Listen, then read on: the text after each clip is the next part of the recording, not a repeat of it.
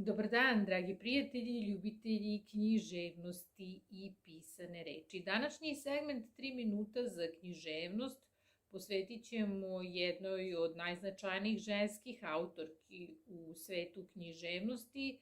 Govorit ćemo o Jane Austen i jednom od njenih najpoznatijih romana Gordost i predrasuda. Roman je objavljen pre više od 200 godina, 1813. godine, ali ga je Jane Austen napisala 17 godina pre toga kada je imala 20 godina.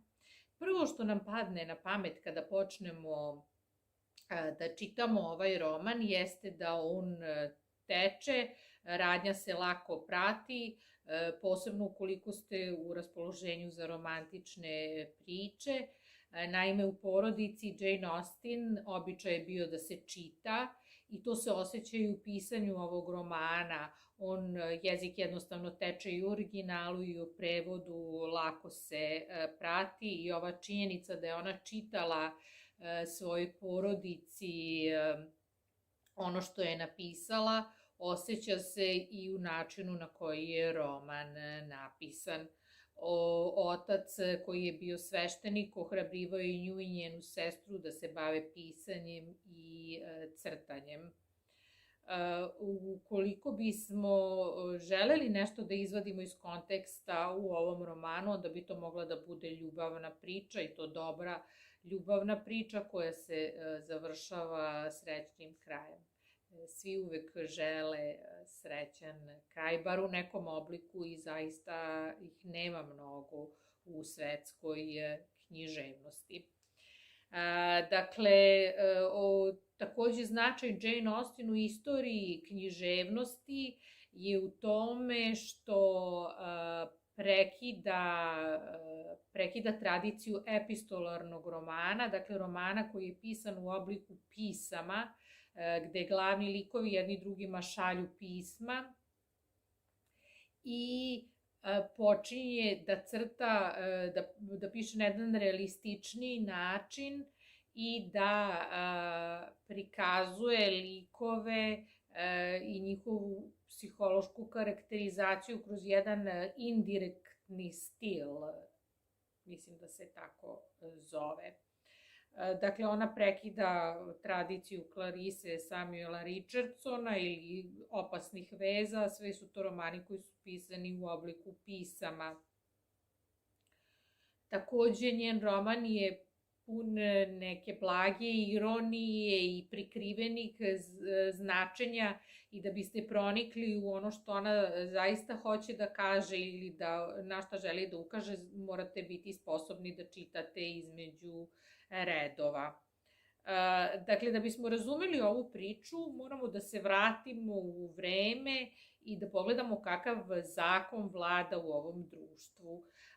A zakon koji vlada u ovom društvu je zakon o primogenituri, koji kaže da ukoliko nema u porodici muških naslednika, imanje mora pripasti prvom najbližemu muškom nasledniku.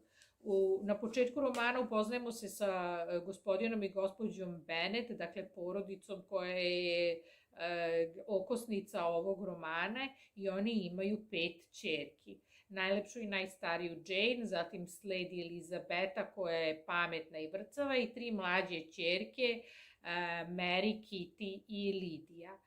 Dakle, imaju 5 ćerki i ni jedna od ovih ćerki prema ovom zakonu nema dozvolu da nasledi imanje, već imanje posle smrti oca pripada njihovom najbližemu muškom nasledniku. I ovde zapravo započinje zaplet, jer je glavni cilj gospođe Bennet i ono što je njoj u mislima kako da uda svoje ćerke, jer jedini način na koji se možete obezbediti jeste putem udaje, ili da se uda jedna ćerka pa da povede sestru sa sobom. Dakle, one nemaju mogućnost pre 200 godina da nešto rade, i ima i onih, bilo je i žena koje su nasleđivale, ali su one bile mnogo bogatije, dakle cela porodica je bila mnogo bogatija, i I opet tu je bilo i sinova koji su mogli da naslede, pa je onda i ćerka imala pravo na neki veći miraz. Gospodin Bennet ne može ni da im obezbedi na nešto naročito veliki miraz i sad na njihovo imanje u Longbournu dolazi u komšiluk, dolaze dva mladića iz Londona, gospodin Bingley i gospodin Darcy sa sestrom i sa nekim prijateljima i oni su kao obezbeđeni, pogodni i kao neženje da se neka od njihovih ćerki uda. I uskoro se organizuje bal, svi su u porodici uzbuđeni oko toga i najstarija sestra Jane se zaljubljuje u gospodina Bingleya, međutim gospodin Darcy i njegova porodica se protive ovoj vezi jer smatraju da porodica Bennet nije dovoljno prihvatljiva za njih ni u materijalnom smislu, a ni ovako i da se ne ponašaju na odgovarajući način. Sa druge strane, tu je i druga sestra, Elizabeta Lizzie Bennet, jedna nova vrsta heroine koja se pojavljuje u književnosti. Ona ima svoje mišljenje, govori ono što misli, pametna je, duhovita i smatra da je pametna, ali tokom radnje u ovom romanu pokazat će se da je ona zapravo vrlo često u zabludi i da greši i to je isto zaplet, odnosno roman prati njen psihološki razvoj.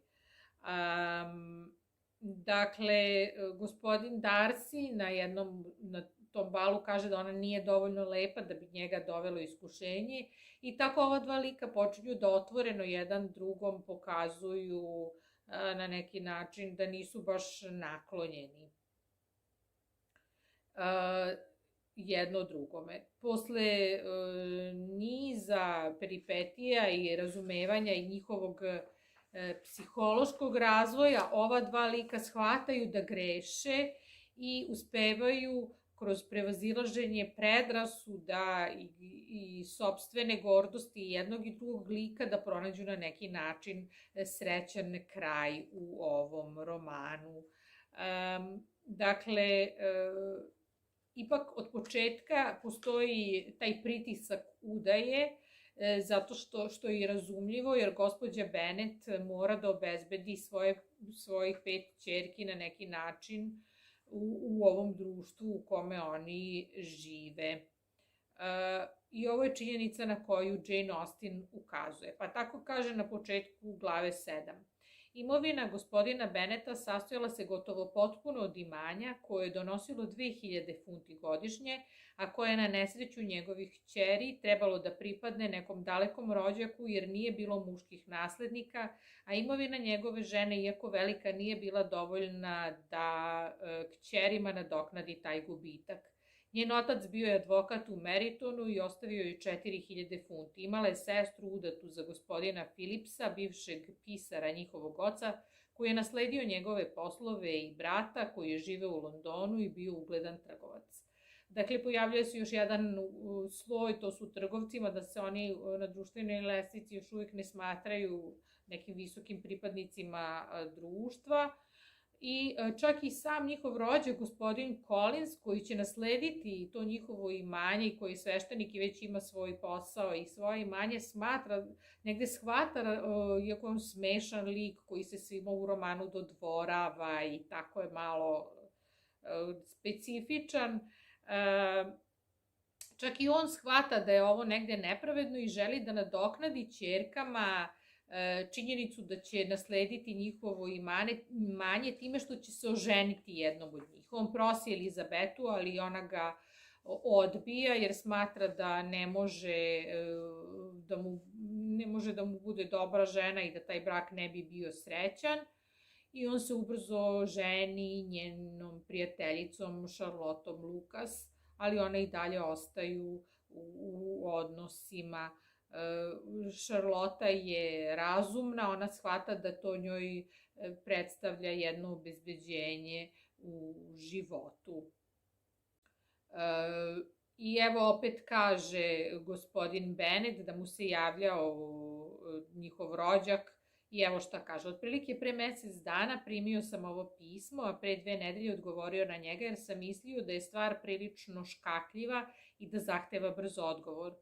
Ono je od mog rođaka, gospodina Collinsa, koji će posle moje smrti moći da vas izbaci iz ove kuće kad god bude hteo. O, dragi moj, uzviknu njegova žena, ne mogu da slušam o tome. Molim te, ne govori o tom odvratnom čoveku. Smatram da je to najveća svirepost na svetu, što tvoje imanje neće pripasti tvojoj deci. Da sam ja na tvom mestu, već bih odavno preduzela nešto protiv toga. Jane i Elizabeta pokušavale su da joj objasne zakon o nasleđu u odnosu na mušku i žensku decu. I ranije su to pokušavale, ali u vezi s tim predmetom gospođa Bennet se nije dala urazumiti i produžila je da ogorčeno negoduje protiv svirepe odredbe da se imanje otuđi od porodice sa 5 kćeri u korist čoveka za koga niko najmanje ni ne mari. Dakle, zakon vlada u ovom društvu i gospodin Collins razume da je ovo nepravedno, ali prosto ne mogu ništa da urade, jer takav je zakon, on je ponudio ono što on može, a to je da oženi jednu od ćerki. Evo šta kaže on, pošto je sad, kako razmišlja gospodin Collins, pošto je sad imao dobru kuću i vrlo pristojan prihod, nameravao je da se oženi u potrazi za pomirenjem s Longborskim rođacima, ima je na umu i ženu, jer se beše odlučio da izabere jednu od Bennetovih kćeri ako nađe da su tako lepe i ljupke kako se o njima pričalo. To je bio njegov plan o naknadi za njegovo nasleđivanje imanja njihovog oca. Smatrao je da je taj plan izvrstan, vrlo umestan i podesan s njegove strane, preko mere velikodušan i nesebičan. Dakle, i on razume, dakle, postoji ta neka kolektivna svest da zakon koji obezbeđuje nasleđe samo muškim potomcima, ovo je zakon koji je u mnogim društvima bio primenjivan, nepodesan, svi to osjećaju i, dakle, pojavljuje se svest o tome i sad pokušavaju da pronađu neko rešenje. Dakle, ovo se sve dešava u početkom 19. krajem 18. i početkom 19. veka. Radnja se dalje nastavlja, Elizabetu u jednom trenutku prosi gospodin Darcy, pošto shvata da se u nju zaljubljuje, međutim ona ga odbija. Dakle, ovaj njen potez u romanu je nešto što je izuzetno hrabro, čak i neustrašivo u odnosu na to društvo, u odnosu na njene prospekte, da tako kažem, ona ne može da se zaposli ili da ima priliku za neku drugu karijeru ili da radi. Ukoliko se ne uda, ona je u problemu i za svoju porodicu i za sebe. I iako počastvovana ovom prosidbom gospodina Darcy, ona mu objašnjava da ne može da se uda za njega zato što smatra da je on uticao da se raskine veza između njene sestre i gospodina Bingleya. I sada tu počinje njihovo razjašnjavanje ko je u pravu i da li je to istina, i tu i gospodin Bingley, odnosno gospodin Darcy, mora da spozna neke svoju gordost i da na neki način spusti u neku normalu. Elizabeth Bennet. I na kraju dolazimo do naslova ove knjige. Jane Austen je roman prvo nazvala Prvi utisci, nakon toga promenila je naslov u Gordost i predrasuda. Prvi utisci bi bili ono što mi kažemo ne sudi knjizi prema koricama. I bila je inspirisana još jednom spisateljicom koja je bila izuzetno popularna u njeno vreme. Vi morate imati na umu da Jane Austen je praktično skoro anonimno pisala ove romane. Ona ih je objavila, prvi roman je objavila kao da je napisan od strane Lady. Dakle, ona ne postoji svojim imenom i prezimenom za svoga života kao pisac. Njen identitet se otkriva tek posle njene smrti. I ona, inspirisana tom jednom spisateljicom koja je takođe pisala u njeno vreme i nečim što je ona napisala u svom romanu, daje ovom svom romanu naslov Gordost i predrasuda. i on nosi u sebi upravo poruke koje se odnose na ova stanja ljudske prirode. Mi pratimo likove koji treba da pređu preko svoje gordosti, da pređu preko svojih predrasuda, da bi se bolje razumeli i da bi na kraju zaslužili taj happy end.